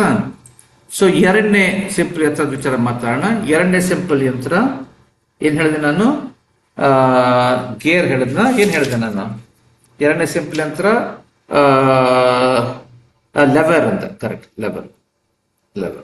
ಓಕೆ, ಇದು ತುಂಬಾ ಇಂಪಾರ್ಟೆಂಟ್. ಸೊ ಈ ಲೆವರ್ ನಿಮ್ ಉಪಯೋಗಿಸಿರ್ತೀರಿ ನೀವು. ಇವಾಗ ನೀವು ಸೀಸಾ ಅಂತ ಸಿಗತ್ತೆ, ಯಾವ್ದಲ್ಲಿ ಪಾರ್ಕ್ಗಳಲ್ಲಿ ಸೀಸಾ ಇರುತ್ತೆ. ಅದು ಕನ್ನಡದಲ್ಲಿ ಏನು ಅಂತ ಗೊತ್ತಿಲ್ಲ. ಸೊ ಹಿಂಗಿರುತ್ತೆ, ಇನ್ನೊಂದು ಇದಿರುತ್ತೆ, ಇಲ್ಲೊಂದು ಮಗು ಕೂತ್ಕೊಳ್ಳುತ್ತೆ, ಇಲ್ಲೊಂದು ಮಗು ಕೂತ್ಕೊಳ್ಳುತ್ತೆ. ಇದು ಸ್ವಲ್ಪ ಉಫ್ ಅಂದ್ರೆ ಇದು ಕೆಳಗೆ ಹೋಗುತ್ತೆ, ಈ ಮಗು ಮೇಲಕ್ಕೆ ಹೋಗುತ್ತೆ. ಆ ಮಗು ಉಫ್ ಅಂದ್ರೆ ಇದು ಕೆಳಗೆ ಹೋಗುತ್ತೆ, ಇದು ಮೇಲಕ್ಕೆ ಹೋಗುತ್ತೆ ಅಲ್ವಾ? ಅವಾಗ ಯೂಶಲಿ ಅಂತ ಆಟ ಆಡಬೇಕಾದ್ರೆ ಈ ಮಗು ಯಾವಾಗಲೂ ಸೇಮ್ ವೆಯ್ಟ್ ಇರಬೇಕು. ಈ ಮಗು ತುಂಬಾ ದಪ್ಪ ಆಗ್ಬಿಟ್ಟು ಈ ಮಗು ತುಂಬಾ ಸಣ್ಣ ಆಗ್ಬಿಟ್ರೆ, ಈ ಮಗುದು 20 kg ಅಂತ ಇಟ್ಕೊಳ್ಳೋಣ, ಈ ಮಗುನ 40 kg ಅಂತ ಇಟ್ಕೊಳ್ಳೋಣ, ಅವಾಗ ಇದು ಕೆಳಗೆ ಬರುತ್ತೆ, ಇದು ಮೇಲಕ್ಕೆ ಹೋಗುತ್ತೆ. ಬಟ್ ಇದು ಕೆಳಗೆ ಬರ್ಸಕ್ ಸಾಧ್ಯವೇ ಇಲ್ಲ. ಯಾಕೆ? ಇದ್ರದ್ದು ವೆಯ್ಟ್ ಕಡಿಮೆ. ಗೊತ್ತಾಯ್ತಲ್ಲ? ಇದರಲ್ಲಿ ಯಾವ ಪ್ರಭಾವನೂ ಇಲ್ಲ, ಯಾಕೆಂದ್ರೆ ಸೊ ಅದಲ್ಲಿ ಸಮವಾಗಿರ್ಬೇಕು. ಓಕೆ, ಆದ್ರೆ ಇವಾಗ ಅದನ್ನೇನೆ ಅದೇ ಸೀಸಾನ ಈ ಕಡೆ 1 ಮೀಟರು, ಈ ಕಡೆ 5 ಮೀಟರ್ ಇಟ್ಕೊಳ್ಳೋಣ. ಓಕೆ, 5 ಬೇಡ, 2 ಅಂತ ಇಟ್ಕೊಳ್ಳೋಣ, 2 ಮೀಟರ್ ಅಂತ ಇಟ್ಕೊಂಡು ಅವಾಗ ಇಲ್ಲಿ ಒಂದು 40 kg ಮಗು ಕೂತ್ಕೊಂಡಿದ್ರೆ, ಹುಡುಗ ಕೂತ್ಕೊಂಡಿದ್ರೆ, ಅವಾಗ ಈ 2 ಮೀಟರಿಂದ ಇಲ್ಲಿ 20 kg ಹುಡುಗ ಕೂತ್ಕೊಂಡು ಇದನ್ನ ಬ್ಯಾಲೆನ್ಸ್ ಮಾಡ್ಬೋದು. ಅದು ಹೆಂಗೆ? ಈ ಹುಡುಗ ಬರೀ 20 kg, ಈ ಹುಡುಗ 40 kg. ಇದು 20 kg ಇಂದ ಹೆಂಗೆ 40 kg ಹುಡುಗನ ಬ್ಯಾಲೆನ್ಸ್ ಮಾಡೋದು? ಯಾಕೆಂದ್ರೆ ಇದು ತೋಳಿದೆಯಲ್ಲ, ಆರ್ಮ್ ಅಂತ ಕರೀತಾರೆ ಇಂಗ್ಲಿಷ್ ಅಲ್ಲಿ. ಓಕೆ, ಇದು ಈ ಡಿಸ್ಟೆನ್ಸ್ ದೂರ ಇದೆಯಲ್ಲ, ಇದು ಜಾಸ್ತಿ ಇದೆ, ಇದು ಕಡಿಮೆ ಇದೆ. ಗೊತ್ತಾಯ್ತಾ? ಸೊ ದೂರದಿಂದ ನಾವು ಒಂದು ಬಲ ತೋರಿಸಿದ್ರೆ, ಶಕ್ತಿ, ನಮ್ಮ ಫೋರ್ಸ್ ಅನ್ನ ಮಾಡಿದ್ರೆ ಅದರದ್ದು ಪ್ರಭಾವ ಜಾಸ್ತಿ ಇರುತ್ತೆ. ಸೊ ಇದ್ರ ಪ್ರಭಾವ, ಈ 20 kg ಪ್ರಭಾವ 40 kg ಪ್ರಭಾವ ಜಾಸ್ತಿ ಇದೆ. ಯಾಕಂದ್ರೆ ಇದು 2 ಮೀಟರ್ ದೂರದಿಂದ ತಳ್ತಾ ಇದೆ, ಇದು 1 ಮೀಟರ್ ದೂರದಿಂದ ತಳ್ತಾ ಇದೆ. ಸೊ ಇದಕ್ಕೆ ಪ್ರಭಾವ ಸಿಗತ್ತೆ. ಈ ಆರ್ಮ್ ಇದೆಯಲ್ಲ, ಅದಕ್ಕೆ ನಮ್ ಕೈಯಿಂದ ಆರ್ಮ್ ಅಲ್ಲ, ಇದಕ್ಕೆ ಆರ್ಮ್ ಅಂತ ಕರೀತಾರೆ. ಇದು ಜಾಸ್ತಿ ಇರೋದ್ರಿಂದ, ಗಾತ್ರ ಡಿಸ್ಟೆನ್ಸ್ ಜಾಸ್ತಿ ಇರೋದ್ರಿಂದ, ಲೆಂತ್ ಜಾಸ್ತಿ ಇರುತ್ತೆ. ಅಂದ್ರೆ ಓಕೆ, ಲೆಂತ್ ಬಿಡ್ತೋ ಏನಾದ್ರು ಏನ್ ಬೇಕಾದ್ರೂ ಕರೀರಿ. ಓಕೆ, ಲೆಂತ್ ಅಂತ ಕರೆಯೋಣ. ಲೆಂತ್ ಕನ್ನಡ ವರ್ಡ್ ಏನು? ಯಾಕೆ ವರ್ಕ್ ಆಗ್ತಾ ಇಲ್ಲ? ಸರಿ, ಒಂದು ನಿಮಿಷ. ಲೆಂತ್ ಯಾಕೋ ಟ್ರಾನ್ಸ್ಲೇಟ್ ಆಗ್ತಾ ಇಲ್ಲ ಇದು. ಓಕೆ, ಸೊ ಲೆಂತ್ ಇದೆಯಲ್ಲ, ಸೊ ಅದು ಜಾಸ್ತಿ ಇರೋದ್ರಿಂದ, ಇದಕ್ಕಿಂತ ಜಾಸ್ತಿ ಇರೋದ್ರಿಂದ ಅದಕ್ಕೆ ಪ್ರಭಾವ ಸಿಗತ್ತೆ. ಸೊ ನೀವು ನೋಡಿರ್ಬೋದು. ಸೊ ಇವಾಗ ಅದನ್ನೇನೆ ನಾವು 20 kg, ಇವಾಗ ಅದನ್ನೇನೆ ಇದು 40 kg, ಇದು 1 ಮೀಟರು, 4 ಮೀಟರ್ ದೂರದಿಂದ ಇಲ್ಲೊಬ್ಬ ಮನುಷ್ಯ ಹುಡುಗ ಕೂತ್ಕೊಂಡ್ರೆ ಅವನಿಗೆ 10 kg ದಿಂದನೇ ಇದನ್ನ ಬ್ಯಾಲೆನ್ಸ್ ಮಾಡ್ಬೋದು. ಜಾಸ್ತಿ ದೂರದಿಂದ ಇದು ಪ್ರಯತ್ನ ಪಟ್ರೆ ಜಾಸ್ತಿ ತೂಕದಿರೋದು, ಈ ಕಡೆ ಜಾಸ್ತಿ ತೂಕದಿರೋದನ್ನ ಬ್ಯಾಲೆನ್ಸ್ ಮಾಡ್ಬೋದು. ಯಾಕಂದ್ರೆ ಅವನಿಗೆ ಪ್ರಭಾವ ಸಿಗ್ತಾ ಇದೆ. ಇದೆಯಲ್ಲ, ಈ ಆರ್ಮ್ ಇದೆಯಲ್ಲ, ಆ ಪ್ರಭಾವ ಸಿಗ್ತಾ ಇದೆ. ಸೊ ನೀವು ನೋಡಿರ್ಬೋದು, ನೀವು ಯಾವಾಗಲೂ ನೀವು ಸ್ಕೂಲ್ಗಳಲ್ಲಿ ಬೋರ್ವೆಲ್ ಇರುತ್ತೆ, ಆ ಬೋರ್ವೆಲ್ ಅಲ್ಲಿ ನೀವು ನೋಡಿರ್ಬೋದು, ಇಲ್ಲೊಂದು ಬೋರ್ವೆಲ್ ಇರುತ್ತೆ, ಹಿಂಗೆ ಕರೀರಿ, ಹಿಂಗಿರುತ್ತೆ. ಇಲ್ಲೊಂದು ಬೋರ್ವೆಲ್ ಇಂದ ನೀರ್ ತಗೋಬೇಕು ಅಂತ ಇಟ್ಕೊಳ್ಳೋಣ. ಇದನ್ನ ಹಿಂಗೆ ಮಕ್ಕಳು ಹಿಂಗೆ ಸ್ಕೂಲ್, ಎಲ್ಲ ಸ್ಕೂಲ್ ಎಳಿತಾ ಇರ್ತಾರೆ. ಅದು ಯಾವಾಗ್ಲೂ ಅಷ್ಟೇ, ಈ ಡಿಸ್ಟೆನ್ಸ್ ಇದಕ್ಕಿಂತ ಜಾಸ್ತಿ ಇರುತ್ತೆ. ಯಾಕಂದ್ರೆ ಅದಕ್ಕೆ ಲೆವರೇಜ್ ಸಿಗುತ್ತೆ. ಗೊತ್ತಾಯ್ತಾ? ಸೊ ಜಾಸ್ತಿ ಈ ಕಡೆ ಇದು ಲೆಂತ್, ಈ ಕಡೆ ಲೆಂತ್ಗಿಂತ ಜಾಸ್ತಿ ಇದ್ದಷ್ಟು ನಮಗೆ ಲೆವರೇಜ್ ಸಿಗುತ್ತೆ. ಸೊ ಯಾವಾಗ್ಲೂ ಅಷ್ಟೇನೆ, ಒಂದ್ ಕಡೆ ತೂಕ ಇದ್ರೆ ಆ ತೂಕನ ಬ್ಯಾಲೆನ್ಸ್ ಮಾಡಕ್ಕೆ, ಆ ತೂಕನ ಎದುರಿಸಕ್ಕೆ ನಾವು ಅದೇ ಡಿಸ್ಟೆನ್ಸ್ ಇಂದ ಈ ಕಡೆ ಮಾಡಿದ್ರೆ ಅವ್ರದ್ದು ಎಷ್ಟು ತೂಕ ಇದೆಯೋ ಅಷ್ಟೇ ಬೇಕಾಗತ್ತೆ ಅವ್ರದನ್ನ ನಾವು ಎದುರಿಸಕ್ಕೆ. ಆದ್ರೆ ದೂರದಿಂದ ಮಾಡಿದ್ರೆ, ಜಾಸ್ತಿ ದೂರದಿಂದ ಮಾಡಿದ್ರೆ ನಾವು ಕಡಿಮೆ ಪ್ರಯತ್ನ ಪಟ್ಟು ಆ ಬಲ, ಈ ತೂಕನ ನಾವು ಬ್ಯಾಲೆನ್ಸ್ ಮಾಡ್ಬೋದು, ಆ ತೂಕನ ಎದುರಿಸ್ಬೋದು. ಗೊತ್ತಾಯ್ತಾ? ಸೊ ಅದು ಎರಡನೇ ಸಿಂಪಲ್ ಮೆಷಿನ್, ಅದು ಲೆವರ್ ಅಂತ ಕರೀತಾರೆ. ಸೊ ಯಾವಾಗ್ಲೂ ಅಷ್ಟೇ, ನಾವು ಜಾಸ್ತಿ ದೂರದಿಂದ ನಾವು ಒಂದು ಪ್ರಯತ್ನ ಮಾಡಿದ್ರೆ ಅದರಿಂದ ನಮ್ಗೆ ಪ್ರಭಾವ ಸಿಗತ್ತೆ. ಹತ್ರದಿಂದ ಪ್ರಯತ್ನ ಪಟ್ರೆ ಅಷ್ಟು ಪ್ರಭಾವ ಸಿಗಲ್ಲ. ಗೊತ್ತಾಯ್ತಾ? ಸೊ ಈ ಸೀಸಾ ಹೇಳಿದ್ನಲ್ಲ, ಒಂದು ಮಗು ಈ ಕಡೆ ಒಬ್ಬ ಹುಡುಗ ಇದ್ರೆ, ಅವ್ನು 40 kg ಇದ್ರೆ, ಇದು 1 ಮೀಟರ್ ದೂರದಲ್ಲಿದ್ರೆ, ಸೊ ಇದು 1 ಮೀಟರ್ ದೂರದಲ್ಲಿದ್ರೆ ಏನು ಪ್ರಭಾವ ಸಿಗಲ್ಲ. ಇದು 40 kg ಬೇಕು ಇದನ್ನ ಎದುರಿಸಕ್ಕೆ. ಆದ್ರೆ ಈ 2 ಮೀಟರ್ಸ್ ದೂರದಿಂದ ಮಾಡಿದ್ರೆ 20 kg ಸಾಕು. 4 ಮೀಟರ್ಸ್ ದೂರದಕ್ಕಾದ್ರೆ 10 kg ಸಾಕು. ಓಕೆ, 8 ಮೀಟರ್ ದೂರ ಮಾಡಿದ್ರೆ 5 kg ಸಾಕು. ಸೊ ಜಾಸ್ತಿ ದೂರದಿಂದ ನಾವು ಪ್ರಯತ್ನ ಪಟ್ರೆ ಅಷ್ಟು ನಮ್ಗಿಂತ ದೊಡ್ಡದಾಗಿರೋರನ್ನ ನಾವು ಎದುರಿಸಬಹುದು. ನಾವು ನಮ್ಮಿಂದ ಜಾಸ್ತಿ ತೂಕ ಇರೋರನ್ನ ನಾವು ಬ್ಯಾಲೆನ್ಸ್ ಮಾಡ್ಬೋದು. ಯಾಕಂದ್ರೆ ನಮಗೆ ಲೆವರೇಜ್ ಸಿಗ್ತಾ ಇದೆ. ಅದು ಎರಡನೇ ಸಿಂಪಲ್ ಮೆಷಿನ್. ಓಕೆ, ಗೊತ್ತಾಯ್ತಾ? ಸೊ ಮೂರನೇ ಸಿಂಪಲ್ ಮೆಷಿನ್ ಗೇರ್. ನೀವು ಸೈಕಲ್ ಗೇರ್ ಇರುತ್ತೆ, ಗೊತ್ತಲ್ವಾ? ಇವಾಗ ಈಗಿನ ಕಾಲ ಸೈಕಲ್ ಎಲ್ಲ ಫಸ್ಟ್ ಗೇರು, ಸೆಕೆಂಡ್ ಗೇರು, ಥರ್ಡ್ ಗೇರ್ ಅಂತ ಇರುತ್ತೆ. ಹಿಂದಿನ ಕಾಲದಲ್ಲ ಒಂದೇ ಗೇರ್ ಇರ್ತಾ ಇದ್ದಿದ್ದು. ಸೊ ಅವಾಗ ನಮ್ಮ ಹಿಂದೆ ರ್ಯಾಲಿಯ ಮೆಷಿನ್ ಸೈಕಲ್ಸ್ ಎಲ್ಲ ಇರ್ತಾ ಇತ್ತಲ್ಲ, ಅದ್ರಲ್ಲಿ ಒಂದೇ ಗೇರು. ಗೊತ್ತಾಯ್ತಾ? ಸೊ ನಾವು ಪೆಡಲ್ ಮಾಡ್ತಾ ಇರೋದು, ಸೊ ಇಲ್ಲೊಂದು ಚಕ್ರ ಇರುತ್ತೆ, ಇಲ್ಲೊಂದು ಚಕ್ರ ಇರುತ್ತೆ. ನಾವು ಪೆಡಲ್ ಮಾಡ್ತಾ ಇರೋದು ಮುಂದಿನ ಚಕ್ರದಲ್ಲಿ. ಓಕೆ, ಇಲ್ಲಿ ಪೆಡಲ್ ಮಾಡ್ತೀವಿ. ಆಮೇಲೆ ಹಿಂದಿನ ಚಕ್ರ ಗೇರ್ ಮೂಲಕ ಹಿಂದಿನ ಚಕ್ರ ಮೂವ್ ಆಗ್ತಾ ಇದೆ. ಮುಂದಿನ ಚಕ್ರ ಗೇರ್ ಇಲ್ಲ, ಯಾಕಂದ್ರೆ ನಾವು ಪೆಡಲ್ ಮಾಡದೆ ಆ ಚಕ್ರ ಮೂವ್ ಮಾಡ್ತಾ ಇದೆ. ಬಟ್ ಇಲ್ಲೊಂದು ನೋಡಿರ್ತಿರ್ಲಿ, ಒಂದು ಚೈನ್ ಇರುತ್ತೆ. ಇದು ಈ ಗೇರು ಒಂದೇ ಸೈಜ್ ಇರುತ್ತೆ. ಸೊ ನಾವು ಶ್ರಮೆ ಪಟ್ರೆ, ಎಷ್ಟು ಶ್ರಮೆ ಪಡ್ತೀವೋ input equal to output. Okay, so ಹಿಂದಿನ ಕಾಲದ ಸೈಕಲ್, ಅದಕ್ಕೇನೆ ಯಾವಾಗ್ಲೂ ನೀವು ನೋಡಿರ್ಬೋದು, ಯಾರೋ ಹಿಂದಿನ ಕಾಲದ ಸೈಕಲ್ ಅಲ್ಲಿ, ರಾಲೆ ಸೈಕಲ್ ಎಲ್ಲ ಸ್ವಲ್ಪ ತುಂಬಾ ಇಳಿಜಾರಿರ ಹಿಂಗೆ ರೋಡಲ್ಲಿ ಹೋಗ್ಬೇಕಾದ್ರೆ ತುಂಬಾ ಕಷ್ಟ ಪಡ್ಬೇಕು. ವಯಸ್ಸಾದವ್ರಿಗಂತೂ ತುಂಬಾ ಕಷ್ಟ ಆಗತ್ತೆ. ಇಳಿದ್ಬಿಟ್ಟು ತಳ್ಕೊಂಡು ಹೋಗ್ತಾ ಇರ್ತಾರೆ ಸೈಕಲ್. ನೀವು ನೋಡಿರ್ಬೋದು ನಿಮ್ಮ ಹಳ್ಳಿಗಳಲ್ಲಿ. ತುಂಬಾ ಇನ್ಕ್ಲೈನೇಷನ್ ಇದ್ರೆ, ಇಳಿಜಾರು ಜಾಸ್ತಿ ಇದ್ರೆ ಅವ್ರು ಹೋಗಕ್ಕಾಗಲ್ಲ. ಯಾಕಂದ್ರೆ ತುಂಬಾ ಕಷ್ಟ. ಯಾಕಂದ್ರೆ ಅದಕ್ಕೆ ಪ್ರಭಾವ ಸಿಗ್ತಾ ಇಲ್ಲ ಅವ್ರಿಗೆ. ಈ ಗೇರ್ ಸೈಜು ಒಂದೇನೆ. ಸೊ ಪ್ರಭಾವ ಏನು ಸಿಗ್ತಾ ಇಲ್ಲ. ಆದ್ರೆ ಈಗಿನ ಕಾಲ ಸೈಕಲ್ ಅಲ್ಲಿ ಹೊಸ ಸೈಕಲ್ ಎಲ್ಲ ಸಿಗುತ್ತಲ್ಲ, ನೀವು ನೋಡಿರ್ಬೋದು, ಅದ್ರಲ್ಲಿ ಗೇರ್ ಇರುತ್ತೆ. ಫಸ್ಟ್ ಗೇರು, ಸೆಕೆಂಡ್ ಗೇರು, ಥರ್ಡ್ ಗೇರ್ ಎಲ್ಲ ಇರುತ್ತೆ. ಗೊತ್ತಾಯ್ತಾ? ಅದ್ರಲ್ಲಿ ಏನು ಅಂದ್ರೆ, ಇವಾಗ ಮುಂದೆ ಪೆಡಲ್ ಮಾಡ್ತೀವಿ. ಸೊ ಮುಂದಿನ ಚಕ್ರ, ಹಿಂದಿನ ಚಕ್ರ. ಸೊ ಈ ಚಕ್ರದಲ್ಲಿ ನಾವು ಸಣ್ಣ ಗೇರು ಮಾಡಿ, ಇದು ಸಣ್ಣ ಗೇರು, ಇದಕ್ಕೆ ದೊಡ್ಡ ಗೇರು. ಗೊತ್ತಾಯ್ತಾ? ಸೊ ಇಲ್ಲಿ ಅವಾಗ ಏನಾಗತ್ತೆ, ನಮ್ಮ ಶ್ರಮೆ ಇದೆಯಲ್ಲ, ನಾವು ಶ್ರಮೆ ಕಡಿಮೆ ಪ್ರಯತ್ನ ಕಡಿಮೆ ಮಾಡಿ ಉತ್ಪಾದನೆ ಮಾಡ್ಬೋದು. ಗೊತ್ತಾಯ್ತಾ? ಸೊ ಯಾವಾಗ್ಲೂ ಏನ್ ಮಾಡ್ತಾರೆ, ಇವಾಗ ಈ ಹೊಸ ಸೈಕಲ್ ಎಲ್ಲ ಈ ಹಿಂಗೆ ಅಪ್ ಹೋಗ್ತಾ ಇದ್ರೆ ಕಷ್ಟ ಬರುತ್ತೆ, ತುಂಬಾ ಕಷ್ಟ ಆಗತ್ತಲ್ವಾ? ನಾ ಹೇಳದ್ನಲ್ಲ, ಹಳೆ ಕಾಲದ ಸೈಕಲ್ ಎಲ್ಲ ಇಳಿದ್ಬಿಟ್ಟು ನಡ್ಕೊಂಡು ಹೋಗ್ಬೇಕಾಗತ್ತೆ. ಬಟ್ ಇವಾಗ ಗೇರ್ ಚೇಂಜ್ ಮಾಡ್ಬೋದು. So first gear ಹೊಟ್ಟೋಗೋದು.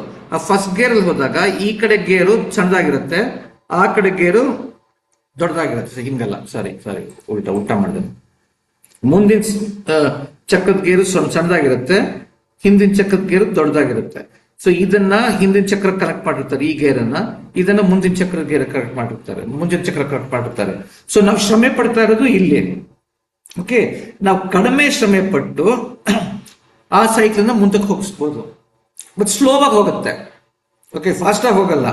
ಯಾಕಂದ್ರೆ ಏನು ಫಾಸ್ಟ್ ಆಗಿ ಹೋಗ್ಬೇಕಿಲ್ಲ ಅಲ್ವಾ? ನಾವು ಮುಂದೆ ಮೇಲ್ಗಡೆ ಹೋಗ್ತಾ ಇರುವಾಗ ಹೋದ್ರೆ ಸಾಕು. ಗೇರ್ ಎರಡು ಒಂದೇ ಸೈಜ್ ಇದ್ರೆ, ಹಿಂಗೆ ಹಳೆ ಕಾಲದ ಸೈಕಲ್ ಗೇರ್ ಎರಡು ಒಂದೇ ಸೈಜ್ ಇರುತ್ತೆ, ಅವಾಗ ಏನು ನಮ್ಗೆ ಪ್ರಭಾವ ಸಿಗ್ತಾ ಇಲ್ಲ, ಲೆವರೇಜ್ ಸಿಗ್ತಾ ಇಲ್ಲ. ಸೊ ನಾವ್ ಎಷ್ಟು ಶ್ರಮೆ ಪಡ್ತೀವೋ, ಎಷ್ಟು ಪ್ರಯತ್ನ ಪಡ್ತೀವೋ ಅಷ್ಟೇ ಉತ್ಪಾದನೆ. ಸೊ ಬಟ್ ಇವಾಗ ಸಣ್ಣ ಗೇರ್ ಫಸ್ಟ್ ಗೇರ್ ಹಾಕಿದ್ರೆ, ಈ ಸಣ್ಣ ಗೇರಲ್ಲಿ ನಾವು ಶ್ರಮೆ ಪಡ್ತಾ ಇದ್ದೀವಿ, ಈ ಹಿಂದಿನ ಚಕ್ರ ದೊಡ್ಡ ಗೇರ್ ಕನೆಕ್ಟ್ ಆಗಿದೆ.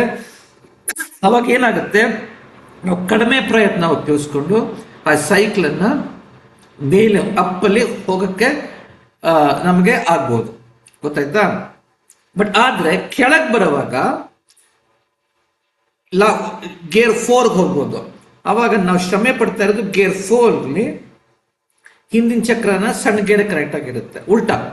ಓಕೆ, ನಾವು ಶ್ರಮೆ ಪಡ್ತಾ ಇರೋದು ಇಲ್ಲಿ ಅಪ್ಪಲ್ಲಿ ಹೋಗುವಾಗ ನಾವು ಶ್ರಮೆ ಪಡ್ತಾ ಇರೋದು ಸ್ಮಾಲ್ ಗೇರ್ ಅಲ್ಲಿ, ಓಕೆ, ಉತ್ಪಾದನೆ ಆಗ್ತಾ ಇರೋದು ಬಿಗ್ ಗೇರ್ ಅಲ್ಲಿ.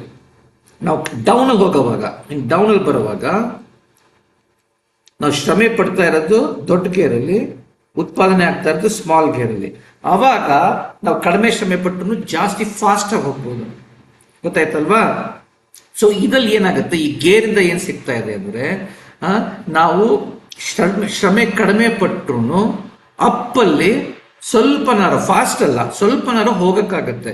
ಹಿಂದಿನ ಕಾಲದ ಸೈಕಲ್ ಅಲ್ಲಿ ಎರಡು ಬೇರೆ ಒಂದೇ ಸೈಜ್ ಆಗಿರೋದ್ರಿಂದ ನಾವು ಎಷ್ಟು ಶ್ರಮೆ ಪಡ್ತೀವೋ ಅಷ್ಟೇ ಉತ್ಪಾದನೆ. ಆದ್ರಿಂದ ತುಂಬಾ ಅಪ್ಪಿದ್ರೆ ಹೋಗಕ್ಕಾಗಲ್ಲ. ಓಕೆ, ಸ್ವಲ್ಪ ಅಪ್ಪಿದ್ರೆ ಪರವಾಗಿಲ್ಲ, ತುಂಬಾ ಅಪ್ಪಿದ್ರೆ ಹೋಗಕ್ಕಾಗಲ್ಲ. ಬಟ್ ಈಗಿನ ಹೊಸ ಕಾಲದ ಸೈಕಲ್ ಅಲ್ಲಿ ಸಣ್ಣ ಗೇರ್, ಸೊ ಅಪ್ಪಲ್ಲಿ ಹೋಗುವಾಗ ಗೇರ್ 1 ಹಾಕ್ಬಿಟ್ರೆ ಅವಾಗ ನಾವು ಸಣ್ಣ ಗೇರಲ್ಲಿ ನಾವು ಶ್ರಮೆ ಪಡ್ತಾ ಇದ್ದೀವಿ, ದೊಡ್ಡ ಗೇರಲ್ಲಿ ಅದು ಉತ್ಪಾದನೆ ಆಗ್ತಾ ಇದೆ. ಅದರಿಂದ ಸ್ವಲ್ಪ ಹೋಗಕ್ಕೆ ಸ್ವಲ್ಪ ಸುಲಭ ಆಗುತ್ತೆ. ಗೊತ್ತಾಯ್ತಾ? ಸೊ ಅದು ಮೂರನೇ ಪ್ರಭಾವ.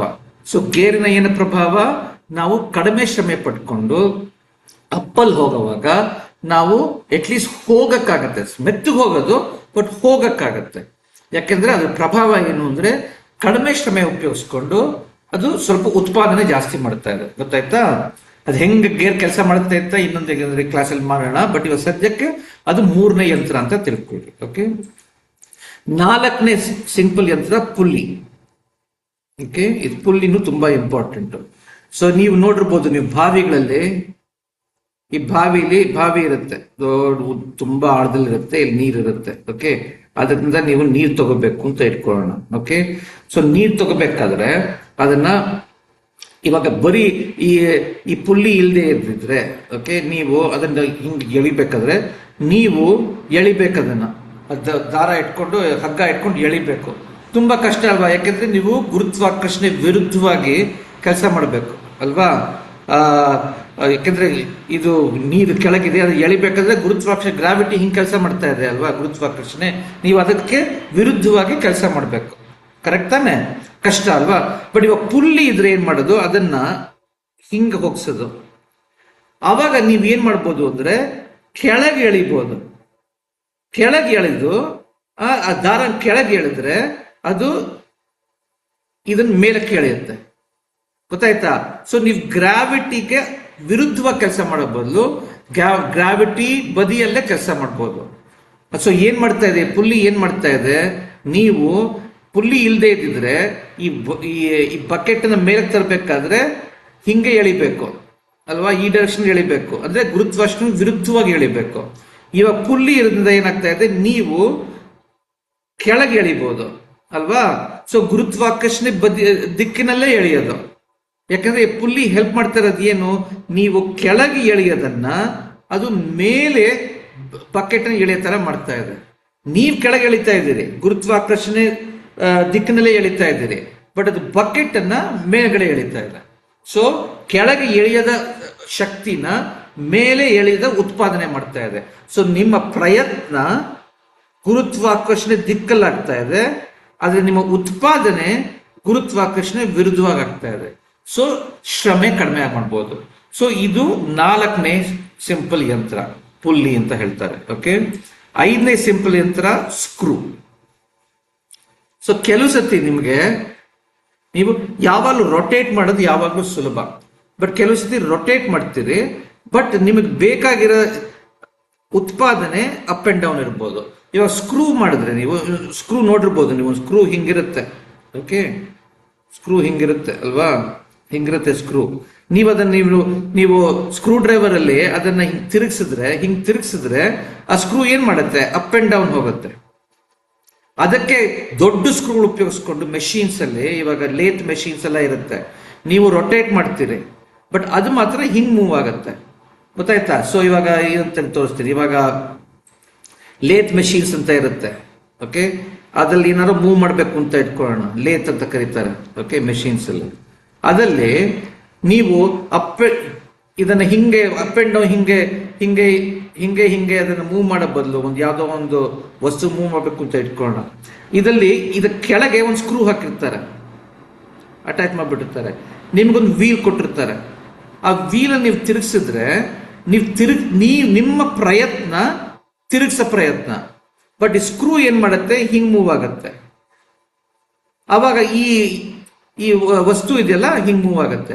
ಸೊ ಏನಾಗಿದೆ, ನಿಮ್ಮ ನಿಮ್ಮ ಪ್ರಯತ್ನ ಸರ್ಕ್ಯುಲರ್, ಹಿಂಗ್ ತಿರುಗಿಸ್ತಾ ಇರೋದು ಸರ್ಕ್ಯುಲರ್. ತಿರುಗಿಸೋದು ಯಾವಾಗಲೂ ಸುಲಭನೇ, ಯಾವಾಗ ನೀವು ಶ್ರಮೆ ಪಡುವಾಗ ತಿರುಗಿಸೋದು ತುಂಬಾನೇ ಸುಲಭ. ಸೊ ತಿರುಗಿಸ್ತಾ ಇದ್ದೀರಿ, ಬಟ್ ಉತ್ಪಾದನೆ ಹಿಂಗೆ ಅಪ್ ಅಂಡ್ ಡೌನ್ ಹಿಂಗೆ ಹೋಗ್ತಾ ಇದೆ, ಗೊತ್ತಾಯ್ತಾ? ಸೊ ಸ್ಕ್ರೂ ಏನ್ ಹೆಲ್ಪ್ ಸಹಾಯ ಮಾಡುತ್ತೆ, ನೀವು ಸರ್ಕ್ಯುಲರ್ ಪ್ರಯತ್ನ ಮಾಡುವಾಗ ಅದ್ರದ್ದು ಉತ್ಪಾದನೆ ಅಪ್ ಅಂಡ್ ಡೌನ್ ಮಾಡೋಕ್ಕೆ ಪ್ರಯತ್ನ ಮಾಡ್ತಾ ಇದೆ.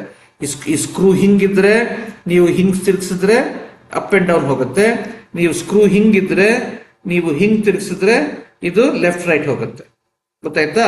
ಸೊ ಈ ಸಿಂಪಲ್ ಯಂತ್ರದಲ್ಲಿ ಏನು ಉಪಯೋಗ, ನೀವು ಸರ್ಕ್ಯುಲರ್ ಅಂದ್ರೆ ಸರ್ಕಲ್ ಅಲ್ಲಿ ನೀವು ಪ್ರಯತ್ನ ಮಾಡುವಾಗ ಅದರ ಉತ್ಪಾದನೆ ಮಾತ್ರ ಲೆಫ್ಟ್ ರೈಟ್ ಇಲ್ದ್ರೆ ಅಪ್ ಅಂಡ್ ಡೌನ್ ಮಾಡ್ತಾರ ಆಗುತ್ತೆ. ಅದು ಸ್ಕ್ರೂ, ಅದು ಒಂದು ಸಿಂಪಲ್ ಯಂತ್ರ, ಆಯ್ತಾ? ನೆಕ್ಸ್ಟ್ ಸಿಂಪಲ್ ಯಂತ್ರ ಏನು ಅಂದ್ರೆ wheel and axle. So wheel and axle ಏನಾಗುತ್ತೆ, ಇವಾಗ ನೀವು ನೋಡಿರ್ಬೋದು, ನೀವು ಒಂದು ಆಕ್ಸಲ್ ಇರುತ್ತೆ. ಇವಾಗ ಸೈಕಲ್ ಅಲ್ಲಿ, ಇದ್ರ ಕಾರಲ್ಲಿ ವೀಲ್ ಇರುತ್ತೆ, ಹಿಂದ್ಗಡೆ ಒಂದು ವೀಲ್ ಇರುತ್ತೆ, ಓಕೆ, ವೀಲ್ ಇರುತ್ತೆ. ಇವಾಗ ಇಂಜಿನ್, ಇದಕ್ಕೊಂದು ಇಂಜಿನ್ ಕನೆಕ್ಟ್ ಮಾಡಿರ್ತಾರೆ. ಆ ಇಂಜಿನ್ ಇದು ಆಕ್ಸಲ್, ಇದು ಆಕ್ಸಲ್, ಇದು ವೀಲ್, ಓಕೆ. ಈ ಇಂಜಿನ್ ಆ ಆಕ್ಸಲ್ ನ ಹಿಂಗೆ ಸರ್ಕ್ಯುಲರ್, ಇಂಗ್ಲಿಷ್ ಸರ್ಕ್ಯುಲರ್ ಅಂತ ಕರೀತಾರೆ, ಕನ್ನಡದಲ್ಲಿ ಏನು ಅಂತ ತಿಳ್ಕೊಳ್ರಿ. ನೋಡ್ತೀನಿ, ಯಾಕೋ ನನ್ನ ಇಂಟರ್ನೆಟ್ ವರ್ಕ್ ಆಗ್ತಾ ಇಲ್ವಾ ನನಗೆ, ಸರಿ ನೋಡ್ತೀನಿ. ಸರ್ಕ್ಯುಲರ್, ವೃತ್ತಕಾರದ. ಸೊ ನೀವು ಪ್ರಯತ್ನ ಪಡ್ತಾ ಇರೋದು, ಸೊ ಇಂಜಿನ್ ಪ್ರಯತ್ನ ಪಡ್ತಾ ಇರೋದು ಹಿಂಗೆ ವೃತ್ತಕಾರವಾಗಿ ಪ್ರಯತ್ನ ಪಡ್ತಾ ಇದೆ. ಆದ್ರೆ ಈ ಆಕ್ಸಲ್ ಈ ವೀಲ್ ಅನ್ನು ತಿರುಗಿಸುತ್ತೆ. ಬಟ್ ಕಾರ್ ಹಿಂಗ್ ಹೋಗುತ್ತೆ, ಕಾರು ಹಿಂಗ್ ಹೋಗುತ್ತೆ, ಲೆಫ್ಟ್ ಟು ರೈಟ್ ಹೋಗುತ್ತೆ, ಕರೆಕ್ಟ್ ಅಲ್ವಾ? ಸೊ ನೀವು ಪ್ರಯತ್ನ ಮಾಡ್ತಾ ಇರೋದು ವೃತ್ತಕಾರವಾಗಿ, ಸರ್ಕ್ಯುಲರ್ ಆಗಿ, ಬಟ್ ಅದು ಉತ್ಪಾದನೆ ಮೋಷನ್ ಹೆಂಗಾಗ್ತಾ ಇದೆ, ಹಿಂಗಾಗ್ತಾ ಇದೆ. ಸೈಕಲ್ ಅಷ್ಟೇ ಅಲ್ವಾ, ನೀವು ಪ್ರಯತ್ನ ಪಡ್ತೀವಿ, ನೀವು ಪೆಡಲ್ ಮಾಡ್ತಾ ಇರೋದು ಹೆಂಗೆ, ನೀವು ಪೆಡಲ್ ಮಾಡ್ತಾ ಇರೋದು ಹಿಂಗೆ ಅಲ್ವಾ, ಸರ್ಕ್ಯುಲರ್. ಅದ ಸೈಕಲ್ ಹಿಂಗೆ ಹೋಗ್ತಾ ಇದೆ ಹಿಂಗೆ, ಯಾಕಂದ್ರೆ ವೀಲ್ ಅಂಡ್ ಆಕ್ಸೆಲ್ ಇದೆ. ಸೊ ಯಾವಾಗ್ಲೂ ನೀವು ಒಂದು ಇಲ್ಲದೆ ಇದ್ರೆ ನೀವೇನ್ ಮಾಡ್ಬೇಕು, ಪ್ರಯತ್ನನೂ ಹಿಂಗೆ ಮಾಡ್ಬೇಕಲ್ವಾ. ವೀಲ್ ಅಂಡ್ ಆಕ್ಸೆಲ್ ಇಲ್ಲದ್ರೆ ಪ್ರಯತ್ನ ಹಿಂಗೆ ಮಾಡ್ಬೇಕು. ಬಟ್ ವೀಲ್ ಅಂಡ್ ಆಕ್ಸೆಲ್ ಇರೋದ್ರಿಂದ ನೀವು ಪ್ರಯತ್ನ ಸರ್ಕ್ಯುಲರ್ ಆಗಿ ಮಾಡ್ಬೋದು. ಸೊ ನಿಮ್ಮ ಪ್ರಯತ್ನ ಈ ಆಕ್ಸೆಲ್ ಮೇಲೆ ಹಿಂಗ್ ಪೆಡಲ್ ಕನೆಕ್ಟ್ ಮಾಡಿದ್ರೆ, ಪ್ರಯತ್ನ ಹಿಂಗ್ ಸರ್ಕ್ಯುಲರ್ ಆಗಿ ಮಾಡಿದ್ರೆ ವೀಲ್ ಅಟ್ಯಾಚ್ ಆಗಿರುತ್ತೆ. ಆ ವೀಲ್ ಮಾತ್ರ left right up and down ಹೋಗುತ್ತೆ, ಗೊತ್ತಾಯ್ತಾ? ಅದು 6ನೇ ಸರಳವಾದ ಯಂತ್ರ. 7ನೇ ಸರಳವಾದ ಯಂತ್ರ ಏನು ಅಂದ್ರೆ, ಇವಾಗ ಕೆಲವು ಸತಿ ನೀವು ಇಲ್ಲಿ ನಿಂತ್ಕೊಂಡಿರ್ತೀರಿ, ಓಕೆ, ನೀವು ಎಲ್ಲಿ ನೀವು ಉತ್ಪಾದನೆ ಮಾಡಬೇಕೋ ಇಲ್ಲಿದೆ, ನೀವು ಯಾವ್ದನ್ನು ಇದನ್ನ ತಳ್ಳಬೇಕು, ಓಕೆ. ನೀವು ಇಲ್ಲಿ ನಿಂತ್ಕೊಂಡಿದ್ದೀರಿ, ನಿಮ್ ಕೈ ಬರೋದು ಇಷ್ಟಕ್ಕೇನೆ, ಇದನ್ನ ಹೆಂಗ್ ತಳ್ಳಕ್ ಸಾಧ್ಯ ಆಗಲ್ಲ ಅಲ್ವಾ? ಅದಕ್ಕೆ ಡಾಮಿನೋ ಸಿಂಪಲ್ ಮೆಷಿನ್ ಇರ್ತದೆ. ಅದಕ್ಕೆ ಅದು ಬದಲು ಇವಾಗ ಇಲ್ಲಿ ಒಂದು ಕೆಲವು ಇಟ್ಕೆಗಳು ಇಟ್ಬಿಡೋಣ, ಓಕೆ. ಇಲ್ಲಿ ಇಟ್ಕೆ ನೀವು ಈ ಇಟ್ಕೆನ ಉರುಳಿಸ್ಬೇಕು. ಬಟ್ ನಿಮ್ ಕೈ ಅಷ್ಟವರೆಗೂ ಚಾಚಲ್ಲ, ಇಲ್ಲೇ ಇದ್ದೀರಿ. ನೀವು ಈ ಇಟ್ಕೆನ ಮುಟ್ಟಿದ್ರೆ ಈ ಇಟ್ಕ ಇದ್ಮೇಲೆ ಬೀಳುತ್ತೆ, ಅದು ಇದ್ಮೇಲೆ ಬೀಳುತ್ತೆ, ಅದು ಇದ್ಮೇಲೆ ಬೀಳುತ್ತೆ, ಇದ್ಮೇಲೆ ಬೀಳುತ್ತೆ, ಇದ್ಮೇಲೆ ಬೀಳುತ್ತೆ, ಇದು ಇದ್ರ ಮೇಲೆ ಬೀಳುತ್ತೆ, ಇದು ಟಪಕ್ ಅಂತ ಬೀಳುತ್ತೆ ಅಲ್ವಾ? ಅವಾಗ ಏನಾಯ್ತು, ನೀವು ಇಲ್ಲಿ ನಿಂತ್ಕೊಂಡು ಇದ್ರ ಮೇಲೆ ನೀವು ಪ್ರಭಾವ ಬೀಳ್ತಾ ಇದ್ದೀರಿ. ಸೊ ಅದು ಡಾಮಿನೋ ಪ್ರಭಾವ ಅಂತ ಕರೀತಾರೆ, ಡಾಮಿನೋ, ಓಕೆ. ಯಾಕಂದ್ರೆ ಡಾಮಿನೋಸ್ ಏನ್ ಮಾಡ್ತಾ ಇದೆ, ನೀವು ಒಂದು ಕಡೆ ನಿಂತ್ಕೊಂಡು ಬೇರೆ ಕಡೆ ಪ್ರಭಾವ ಬೀರಕ್ಕೆ ಅದು ಸಹಾಯ ಕೊಡ್ತಾ ಇದೆ, ಗೊತ್ತಾಯ್ತಲ್ವಾ?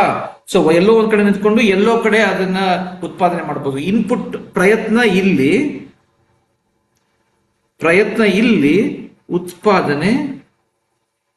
ಉತ್ಪಾದನೆ ಇಲ್ಲಿ, ಗೊತ್ತಾಯ್ತಲ್ವಾ? ಸೊ ಇದು 7ನೇ ಸಿಂಪಲ್ ಯಂತ್ರ. ಸೊ ವಾಪಸ್ ಹೇಳೋಣ, ಇನ್ಕ್ಲೈನ್ ಪ್ಲೇನ್ ವಿಚಾರ ಮಾತಾಡಿದ್ವಿ. ಅದ್ರಲ್ಲಿ ಏನು, ಗುರುತ್ವಾಕರ್ಷಣೆ ನಮ್ಮ ಪರವಾಗಿ ಕೆಲಸ ಮಾಡುತ್ತೆ, ಅದು ಪ್ರಭಾವ ಕೊಡುತ್ತೆ. 2ನೇದು ನಾವೇನ್ ಹೇಳಿದ್ವಿ, ಲೆವರೇಜ್. ಅದರಲ್ಲಿ ಜಾಸ್ತಿ ಉದ್ದದ ಜಾಗದಿಂದ ನಾವು ಕೆಲಸ ಮಾಡಿದ್ರೆ ಅದು ಪ್ರಭಾವ ಕೊಡುತ್ತೆ. ನಮ್ಗಿಂತ ತೂಕ ಇರೋ ಜನಗಳನ್ನ ನಾವು, ತೂಕ ಇರೋದ ವಸ್ತುನ ನಾವು ಎದುರಿಸಬಹುದು, ಓಕೆ. ಅದು 2ನೇ ಪ್ರಭಾವ. 3ನೇ ಪ್ರಭಾವ ಏನು, ಸಾರಿ, ಇದು 2 ಅಂತ ಬರಿಬೇಕಾಗಿತ್ತು, ಒಂದು ನಿಮಿಷ, ಇದು 2. 3ನೇದೇನು ಅಂದ್ರೆ ನಾವು ಗೇರ್ ಅಂದ್ವಾ, ಗೇರು. ಅದರಲ್ಲಿ ನಾವು ಸಣ್ಣ ಗೇರ್ ಮೇಲೆ ಶ್ರಮೆ ಪಟ್ರೆ ನಾವು ಕಡಿಮೆ ಶ್ರಮೆ ಪಟ್ಟು ಸೈಕಲ್ ಅನ್ನ ಅಪ್ಪಲ್ಲಿ ಓಡಿಸ್ಬೋದು. ಓಕೆ, ಮೂರನೇ ಪ್ರಭಾವ. ನಾಲ್ಕನೇ ಪ್ರಭಾವ ಏನ್ ಹೇಳಿದ್ರೆ ಪುಲ್ಲಿ. ಅದರಲ್ಲಿ ನಾವು ಬಕೆಟ್ ನೀರನ್ನ ಹಿಂಗೆ ಗುರುತ್ವಾಕರ್ಷಣೆ ವಿರುದ್ಧವಾಗಿ ನಾವು ಎಳಿಬೇಕಾದ್ರೆ ನಾವು ಪುಲ್ಲಿ ಉಪಯೋಗಿಸ್ಕೊಂಡು ಗುರುತ್ವಾಕರ್ಷಣೆ ದಿಕ್ಕಿನಲ್ಲಿ ಎಳ್ಕೊಂಡು ಅದು ನಮ್ಮ ಇನ್ಪುಟ್ ಅಂದ್ರೆ ನಮ್ಮ ಪ್ರಯತ್ನ ಗುರುತ್ವಾಕರ್ಷಣೆ ದಿಕ್ಕಲ್ಲಿ ಹೋಗುತ್ತೆ, ಬಟ್ ಉತ್ಪಾದನೆ ಗುರುತ್ವಾಕರ್ಷಣೆ ವಿರುದ್ಧವಾಗಿ ಹೋಗುತ್ತೆ. ಐದನೇದು ಸ್ಕ್ರೂ ಅಂದ್ವಿ.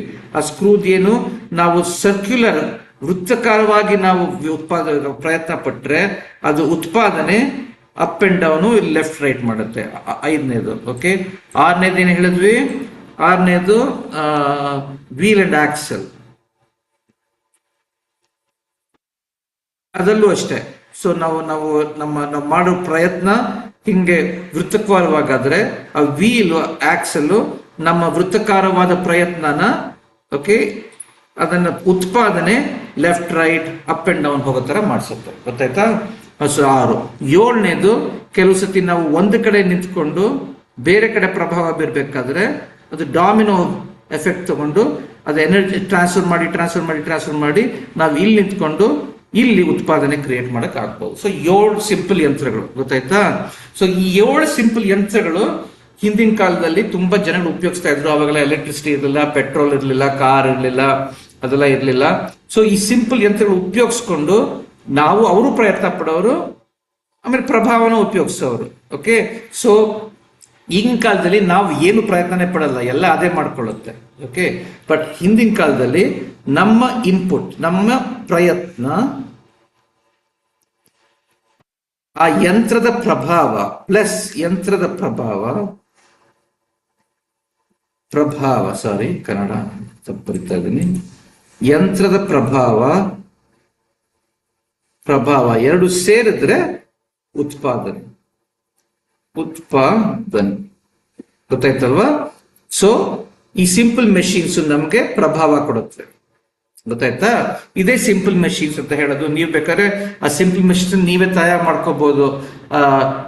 ಸಣ್ಣ ಪುಟ್ಟವಾದ ಇನ್ಕ್ಲೈನ್ ಪೇನು, ಸಣ್ಣ ಪುಟ್ಟವಾದ ಒಂದು ಲೆವರು, ಸಣ್ಣ ಪುಟ್ಟವಾದ ಒಂದು ಪುಲ್ಲಿ, ಸಣ್ಣ ಪುಟ್ಟವಾದ ಒಂದು ಕಾರ್ಡ್ಬೋರ್ಡ್ ಉಪಯೋಗಿಸ್ಕೊಂಡು ಮಾಡ್ಬೋದು, ಮರದ ತುಂಡು ಉಪಯೋಗಿಸ್ಕೊಂಡು ಮಾಡ್ಬೋದು. ನೀವೇ ಕ್ರಿಯೇಟ್ ಮಾಡ್ಕೋಬಹುದು.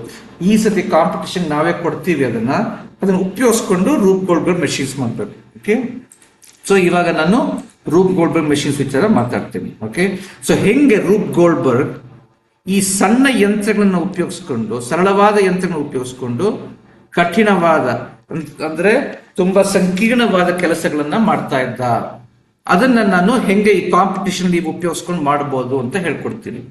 ಸೊ ಅಂತಿಮ ಗುರಿ ಒಂದೇ. ಈ ಕಾಂಪಿಟೇಷನ್ ಅಂತಿಮ ಗುರಿ ಏನ್ ಬೇಕಾದ್ರೂ ಆಗ್ಬೋದು, ಬಟ್ ನಾವು ಕೊಡ್ತಾ ಇರೋದು ಒಂದು ಟಂಬ್ಲರ್ ಇದೆ, ಆ ಟಂಬ್ಲರ್ ಅಲ್ಲಿ ನೀರಿದೆ, ಆ ಟಂಬ್ಲರ್ ಟೇಬಲ್ ಮೇಲೆ ಕೂತ್ಕೊಂಡಿದೆ, ಆ ಟೇಬಲ್ ಕೆಳಗೆ ಇದು ಟೇಬಲ್, ಇದು ನೆಲ, ಆ ಟೇಬಲ್ ಕೆಳಗೆ ಈ ಪಕ್ಕದಲ್ಲಿ ಒಂದು ಟ್ರೇ ಇದೆ, ಅದನ್ನ ಉರುಳಿಸಿ ನೀರು ಇದ್ ಮೇಲೆ ಬರಬೇಕು. ಸೊ ಅದೇ ಅಂತಿಮ ಗುರಿ. ಅಂತಿಮ ಗುರಿ ಯಾವಾಗ್ಲೂ ಸುಲಭ. ಓಕೆ, ರೂಪ್ ಗೋಲ್ಡ್ಬರ್ಗ್ ಮೆಷಿನ್ಸ್ ಅಲ್ಲಿ ಅಂತಿಮ ಗುರಿ ಯಾವಾಗಲೂ ಸುಲಭನೇ. ಗೊತ್ತಾಯ್ತಾ? ಸೊ ಅದು ಅಂತಿಮ ಗುರಿ. ಇವಾಗ ಎಷ್ಟು ನೀವು ಸರಳವಾದ ಯಂತ್ರಗಳನ್ನು ಉಪಯೋಗಿಸ್ಕೊಂಡು ಮಾಡ್ತೀರೋ ಅಷ್ಟು ಸಂಕೀರ್ಣವಾಗಿರುತ್ತೆ ನಿಮ್ಮ ರೂಪ್ ಗೋಲ್ಡ್ಬರ್ಗ್ ಮೆಷೀನು, ಅಷ್ಟು ಚಮತ್ಕಾರವಾಗಿರುತ್ತೆ, ಅಷ್ಟು ಸೃಜನಶೀಲತೆ ಉಪಯೋಗಿಸ್ದಂಗಿರುತ್ತೆ, ಕಲ್ಪನೆ ಉಪಯೋಗಿಸ್ದಂಗಿರುತ್ತೆ. ಸುಮ್ಮನೆ ನೀವು ಇದನ್ನೇ ತಳ್ಳಿಬಿಟ್ಟು ಅದನ್ನ ಎರಚ್ಬಿಟ್ಟು ಅದನ್ನ ನೀರು ಇದಕ್ಕೆ ಬಂದ್ರೆ ಅದ್ರಲ್ಲಿ ನೀವು ಒಂದು ಸುಲಭವಾದ ಯಂತ್ರನೂ ಉಪಯೋಗಿಸಿಲ್ಲ. ನಿಮ್ಮ ಪ್ರಯತ್ನ ಎಷ್ಟಿದೆಯೋ ಅಷ್ಟೇ ಉತ್ಪಾದನೆ. ಸೊ ನೀವೇನು ಸರಳವಾದ ಯಂತ್ರ ಏನು ಉಪಯೋಗಿಸಿಲ್ಲ, ಅದಕ್ಕೆ ನೀವು ಮಾಡಿಸ್ಕೊಡೋದು ಎಷ್ಟು? 0 ಅಲ್ವಾ? ಜಾಸ್ತಿ ಸರಳವಾದ ಯಂತ್ರಗಳು ಉಪಯೋಗಿಸ್ಕೊಂಡು ಮಾಡಿದ್ರಷ್ಟು ಜಾಸ್ತಿ ಮಾಡಿಸ್ಕೊಡ್ತೀವಿ. ಆ ಕಾಂಪಿಟೇಷನ್ ನೀವು ಗೆಲ್ಲಕ್ಕಾಗತ್ತೆ. ಆದಷ್ಟು ಜಾಸ್ತಿ ಒಂದು ಉಪಯೋಗಿಸಿದ್ರೆ ಸ್ವಲ್ಪ ಜಾಸ್ತಿ ಪಾಯಿಂಟ್ಸ್, 2 ಉಪಯೋಗಿಸಿದ್ರೆ ಇನ್ನು ಸ್ವಲ್ಪ ಜಾಸ್ತಿ ಪಾಯಿಂಟ್ಸ್. ಈ ಎಷ್ಟೋ ರೂಪ್ ಗೋಲ್ಡ್ಬರ್ಗ್ ಮೆಷಿನ್ಸ್ ಅಲ್ಲಿ 40 ಸರಳವಾದ ಯಂತ್ರಗಳನ್ನು ಉಪಯೋಗಿಸ್ತಾ ಇದ್ರು, 50, 100. ನಾ ಎಲ್ಲೋ ನೋಡಿದ್ದೀನಿ. ಒಂದಿನ ಮುಟ್ಟತ್ತೆ, ಇದು ಮಾಡುತ್ತೆ, ಅದ್ ಮಾಡುತ್ತೆ, ಆಮೇಲೆ ಕೊನೆಗೆ ಹೋಗಿ ಯಾವ್ದೋ ಒಂದು ಸರಳವಾದ ಕೆಲಸ ಮಾಡುತ್ತೆ. ಓಕೆ, ಸುಲಭವಾದ ಕೆಲಸ ಮಾಡುತ್ತೆ. ಸೊ ಇವಾಗ ಇದನ್ನೇ ಎಕ್ಸಾಂಪಲ್ ನೀವು ಅಷ್ಟು ಮಾಡಬೇಕು ಅಂತ ಹೇಳ್ತಾ ಇಲ್ಲ ಕಾಂಪಿಟೇಷನ್ ಅಲ್ಲಿ. ಈ ಕಾಂಪಿಟೇಷನ್ ಒಂದು 5-6 ಸರಳವಾದ ಯಂತ್ರ ಉಪಯೋಗಿಸಿದ್ರೆ ಸಾಕು. ಓಕೆ, ಬಟ್ ನೀವು ಹಾಲಿಡೇಸ್ ಅಲ್ಲಿ ಹೋಗಿ ಕೂತ್ಕೊಂಡು ಇನ್ನೂ ಕಾಂಪ್ಲೆಕ್ಸ್, ಇನ್ನೂ ಸಂಕೀರ್ಣವಾದ ನೀವು ರೂಪ್ ಗೋಲ್ಬರ್ಗ್ ಮೆಷಿನ್ಸ್ ಅನ್ನ ತಯಾರು ಮಾಡಿ ನಮಗೆ ತೋರಿಸ್ಬೋದು ಮುಂದೆ ಬೇಕಾದ್ರೆ, ಚೆನ್ನಾಗಿರುತ್ತೆ. ಓಕೆ, ಹಾಲಿಡೇಸ್ ಸಿಗ್ತಾ ಇದೆ ನಿಮ್ಗೆ, ಎಕ್ಸಾಮ್ ಎಲ್ಲ ಆದ್ಮೇಲೆ ಹಾಲಿಡೇಸ್ ಇರುತ್ತೆ. ಅವಾಗ ಕೂತ್ಕೊಂಡು ಇನ್ನೂ ಕಠಿಣವಾದ ರೂಪ್ ಗೋಲ್ಬರ್ಗ್ ಮೆಷಿನ್ ಜಾಸ್ತಿ ಮಾಡಿದಷ್ಟು ಕಲ್ಪನೆ ಜಾಸ್ತಿ, ಸೃಜನಶೀಲತೆ ಜಾಸ್ತಿ, ಚಮತ್ಕಾರವಾಗ್ಲೂ ಇರುತ್ತೆ.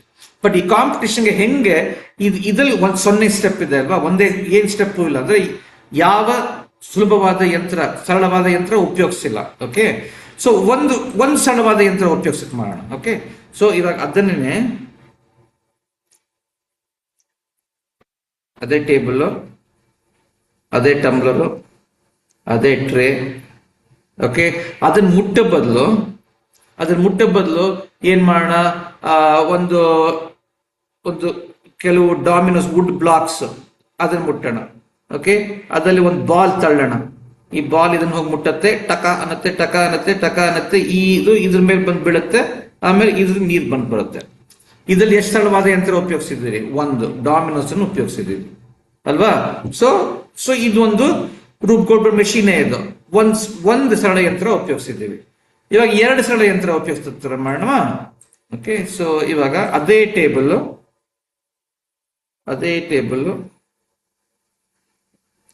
ಇಲ್ಲೊಂದು ಇನ್ಕ್ಲೈನ್ ಪ್ಲೇನ್ ಉಪಯೋಗಿಸೋಣ, ಇಲ್ಲಿ ಡಾಮಿನೋಸ್ ಉಪಯೋಗಿಸೋಣ, ಇಲ್ಲಿ ಟಂಬ್ಲರು, ಇಲ್ಲಿ ಟ್ರೇ. ಸೊ ಬಾಲ್ ಅನ್ನ ಇಲ್ಲಿ ಬಿಡೋಣ, ಅಂತ ಇಳಿಕೊಂಡು ಬರುತ್ತೆ. ಇದನ್ನ ಮುಟ್ಟತ್ತೆ,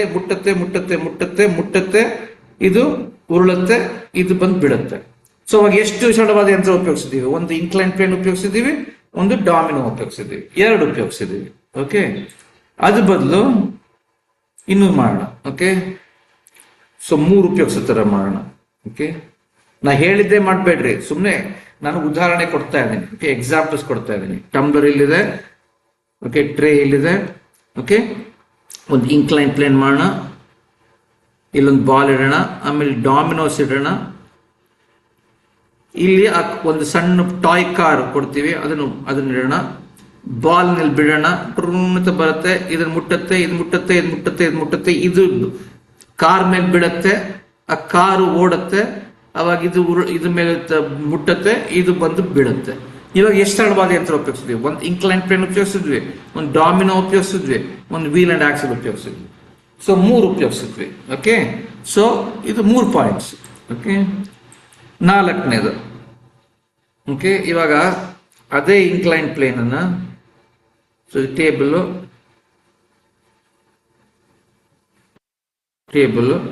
ಅದ್ಮೇಲೆ ಒಂದು ಸಣ್ಣ ಒಂದು ಎಲಿವೇಟೆಡ್ ಆಗಿ ಹಿಂಗ್ ಮಾಡಿದ್ರೆ, okay, incline plane, okay, ball, dominoes, ಇಲ್ಲಿ ಒಂದು ನಾವು ಏನ್ ಮಾಡೋಣ, ಒಂದು ನಿಮಿಷ ಅಳಿಸ್ತೀನಿ, ಒಂದು ಸೆಕೆಂಡು.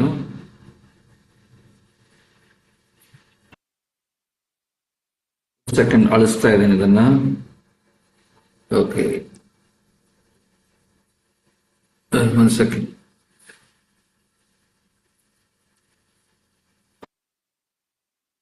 ಇಲ್ಲಿದೆ ಅಂತ ಇಟ್ಕೋಣ, ಇಲ್ಲಿ ಟ್ರೇ, ಇಲ್ಲಿದು.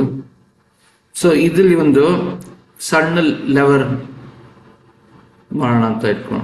ಓಕೆ, ಆಮೇಲೆ ಇಲ್ಲಿ ದಾರದಿಂದ ಇಲ್ಲೊಂದು ಪುಲ್ಲಿ ಹಾಕೋಣ ಅಂತ ಇಟ್ಕೋಣ. ಆಮೇಲೆ ಇದನ್ನ ಇನ್ನೊಂದು ಲೆವರ್ ಹಾಕೋಣ ಅಂತ ಇಟ್ಕೋಣ. ಆಮೇಲೆ ಇನ್ನೂ ಅಳಿಸ್ತೀನಿ ಸ್ವಲ್ಪ. ಸರಿ, ಒಂದು ನಿಮಿಷ.